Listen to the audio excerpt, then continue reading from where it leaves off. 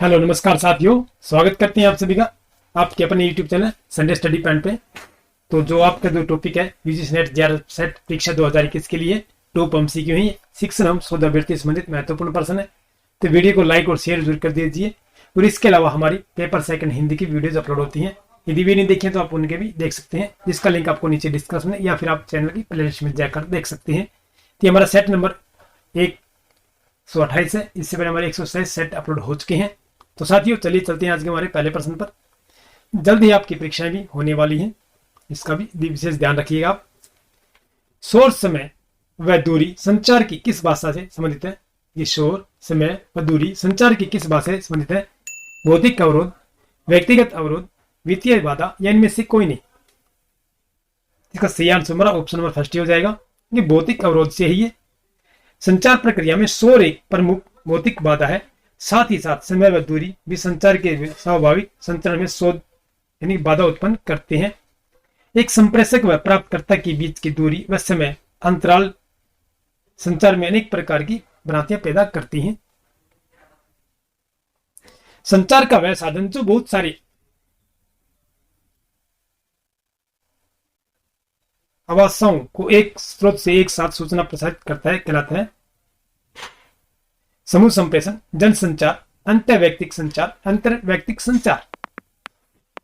संचार का वह साधन जो बहुत सारे आशाओं को एक स्रोत से एक साथ सूचना प्रसारित करता है। दाता आवासों को यानी कि जो सूचना प्राप्त करते हैं उन्हें कहते हैं। इसका सही आंसर हमारा ऑप्शन नंबर क्या हो जाएगा? बी हो जाएगा। जनसंचार हो जाएगा। ये लोक संपर्क या जनसंपर्क या जनसंचार से तात्पर्य उन सभी साधनों के अध्ययन एवं विश्लेषण से है जो एक बहुत सारे या एक साथ बहुत बड़ी जनसंख्या के साथ संचार संबंधी स्थापित करने में सहायक होते हैं। प्राय इसका अर्थ सम्मिलित रूप से समाचार पत्र, पत्रिकाओं, रेडियो, दूरदर्शन, चलचित्र आदि से लिया जाता है, जो समाचार एवं विज्ञापन दोनों के प्रसारण के लिए उपयुक्त होते हैं। चलिए साथियों अगला प्रश्न चलते हैं हम। संचार माध्यम का अपनी कार्यसिद्धि के लिए उपयोग करने वाले प्रयोक्ता को क्या कहते हैं? निष्क्रिय श्रोता, सक्रिय श्रोता, सकारात्मक श्रोता या नकारात्मक श्रोता? इस संचार माध्यम का अपनी कार्यसिद्धि के लिए उपयोग करने वाले प्रयोक्ता को क्या कहते हैं? ये सक्रिय श्रोता कहते हैं इसे। ऑप्शन नंबर बी जो हमारा बिल्कुल सही आंसर हो जाएगा। सक्रिय श्रोता केवल एक श्रोता नहीं होता, बल्कि वह सूचनाओं के संप्रेषण से बहुत बड़ा होता है, यानी कि जुड़ा भी होता है और उससे बड़ा भी होता है। व्यक्तिगत या सामाजिक संदर्भों में ऐसे श्रोता सक्रिय होते हैं। चलिए साथियों अगला प्रश्न चलते हैं। छात्रों का निम्न में से कौन सा ग्रुप कंप्यूटर आधारित शिक्षा कार्यक्रम में सबसे अधिक लाभान्वित हो सकता है? मंद बुद्धि का छोटा ग्रुप, मध्यम बुद्धि का बड़ा ग्रुप, विभिन्न बौद्धिक क्षमता रखने वाले ग्रुप या उपरोक्त सभी? छात्रों का निम्न में से कौन सा ग्रुप है जो कंप्यूटर आधारित शिक्षा कार्यक्रम में सबसे अधिक लाभान्वित हो सकता है, यानी कि सबसे अधिक लाभ प्राप्त कर सकता है? ये मंद बुद्धि का छोटा ग्रुप, फिर मध्यम बुद्धि का बड़ा ग्रुप भी और विभिन्न बौद्धिक क्षमता रखने वाले ग्रुप भी। ये तीनों ही कथन हमारे बिल्कुल सत्य हो जाएंगे। ऑप्शन नंबर डी जो हमारा बिल्कुल सही आंसर रहेगा। अध्यापक के लिए पढ़ाना जितना महत्वपूर्ण है उतना ही महत्वपूर्ण छात्रों द्वारा पूछे गए प्रश्नों की कुशलतापूर्वक उत्तर देना। आप इस कथन से कहां तक सहमत है? ये पूर्व सहमत है यानी पूर्ण सहमत है, या पूर्ण सहमत है, आंशिक सहमत है या सम्मत है? अध्यापक के लिए पढ़ाना और जितना महत्वपूर्ण है उतना ही महत्वपूर्ण है छात्रों को द्वारा पूछे गए प्रश्न के कुशलतापूर्वक उत्तर देना। तो आप इस कथन से कहां तक सहमत है? ये पूर्ण सहमत होना चाहिए। ऑप्शन नंबर बी जो हमारा बिल्कुल सही आंसर होगा। छात्र यदि देखिए अध्यापक का कार्य पढ़ाना और छात्रों का भी कार्य होता है कि हम प्रश्न पूछे, है ना, कि आप हमारे क्या पढ़ा रहे हैं, हमारे कुछ ज्ञान है, कुछ मन में विचार है, तो हम पूछ सकते हैं अध्यापक से प्रश्न, तो उसका उत्तर देना भी अध्यापक का सबसे महत्वपूर्ण कार्य हो जाता है। चलिए साथियों अगला प्रश्न चलते हैं। भारत में अविश्वास प्रस्ताव के विषय में निम्नलिखित कथनों पर विचार कीजिए। भारत के संविधान में किसी अविश्वास प्रस्ताव का कोई उल्लेख नहीं है। अविश्वास प्रस्ताव केवल लोकसभा में ही पूरे स्थापित किया जा सकता है। नीचे कूट दिया गया है, केवल एक, केवल दो, एक और दो दोनों, न तो एक और न ही दो। इसका सही आंसर हमारा ऑप्शन नंबर सी हो जाए, एक और दो दोनों हो जाएंगे। कि भारत के संविधान में किसी अविश्वास प्रस्ताव का उल्लेख नहीं है और अविश्वास प्रस्ताव केवल लोकसभा में ही पुनः स्थापित किया जा सकता है। 1 और 2 हमारे दोनों सही हो जाएंगे कि भारतीय संविधान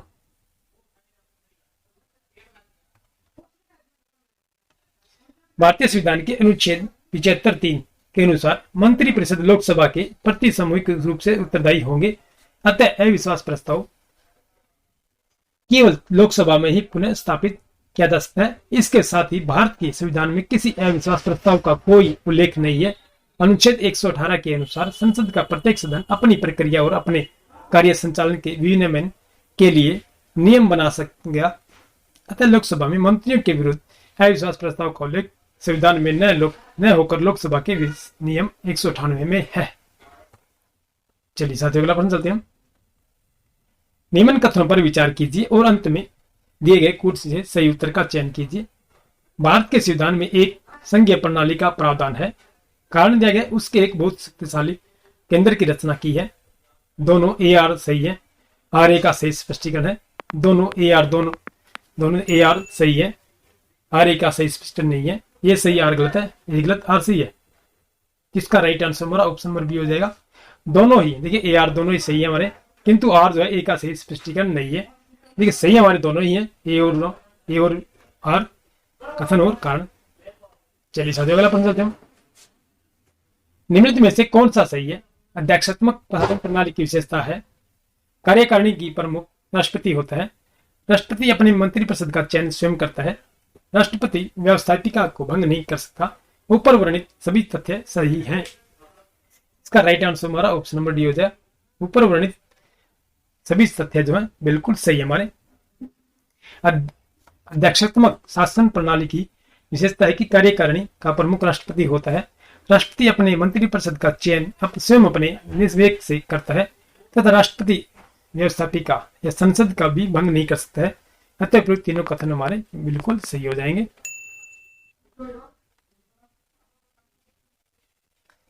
राष्ट्रपति के अध्यादेश निर्गत करने की शक्ति प्रेरित है।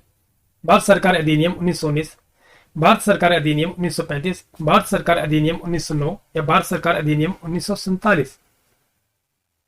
राष्ट्रपति की अध्यादेश निर्गत करने की शक्ति प्रेरित है। किसमें है ये?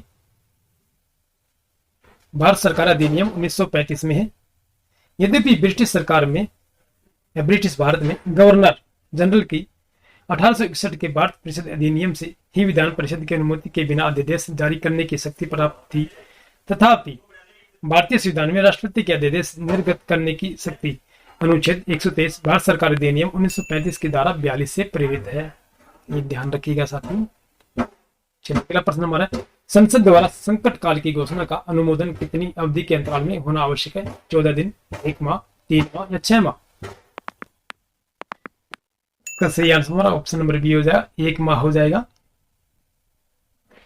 संविधान के अनुच्छेद 352 के अनुसार यदि राष्ट्रपति के यह समाधान हो जाता है कि गंभीर आपात स्थिति विद्यमान है जिससे युद्ध या बड़ा आक्रमण या सशस्त्र विद्रोह के कारण भारत या उसके सार्वजनिक क्षेत्र के किसी भाग की सुरक्षा संकट में है, तो वह उद्घोषणा द्वारा संपूर्ण भारत या उसके राज्य क्षेत्र के ऐसे भाग के संबंध में जो उद्घोषणा में विनिर्दिष्ट किया जाए इस आशय की घोषणा कर सकेगा। यानी कि इस अनुच्छेद के अधीन की गई उद्घोषणा संसद के प्रत्येक सदन के समक्ष रखी जाएगी और जहां वह पूर्ववर्ती उद्घोषणा को वापस लेने वाली उद्घोषणा नहीं है, वहां वह 1 माह की समाप्ति पर यदि उस अवधि की समाप्ति से पहले संसद के दोनों सदनों के संकल्पों द्वारा उनका अनुमोदन नहीं कर दिया जाता है तो परिवर्तन में नहीं रहेगी, यानी कि वहां पास ही रहेगी। कंप्यूटर में डॉक्यूमेंट क्रिएट करने, एडिट करने, फॉर्मेट करने, स्टोर करने, रिट्रीव करने और प्रिंट करने के लिए किस शब्द का उपयोग किया जाता है? Database management, word processing, spreadsheet design या वेब डिजाइन? में सही आंसर हमारा ऑप्शन नंबर बी हो जाएगा, ये वर्ड प्रोसेसिंग में हो जाएगा। वर्ड प्रोसेसिंग एक मॉडर्न इलेक्ट्रॉनिक डाटा प्रोसेसिंग तकनीक है जिसमें कंप्यूटर टेक्नोलॉजी के प्रयोग से विचारों को शीघ्रता से पूर्णतः सही लिखित सूचना में परिवर्तित करने की प्रक्रिया शामिल है। इसमें टेक्स्ट क्रिएट करने, एडिट करने मैनिपुलेट करने, स्टोर करने, रिट्रीव करने और प्रिंट करने की प्रक्रिया शामिल है। चलिए साथियों, आज की जो हमारी वीडियो ये समाप्त करते हैं हम। वीडियो आपको कैसे लगी हमें कमेंट बॉक्स में बताइएगा। वीडियो को लाइक और शेयर जरूर कर दीजिए और चैनल पर नए हैं चैनल को सब्सक्राइब कर लीजिएगा। फिर मिलते हैं नेक्स्ट वीडियो में, तब तक के लिए जय हिंद।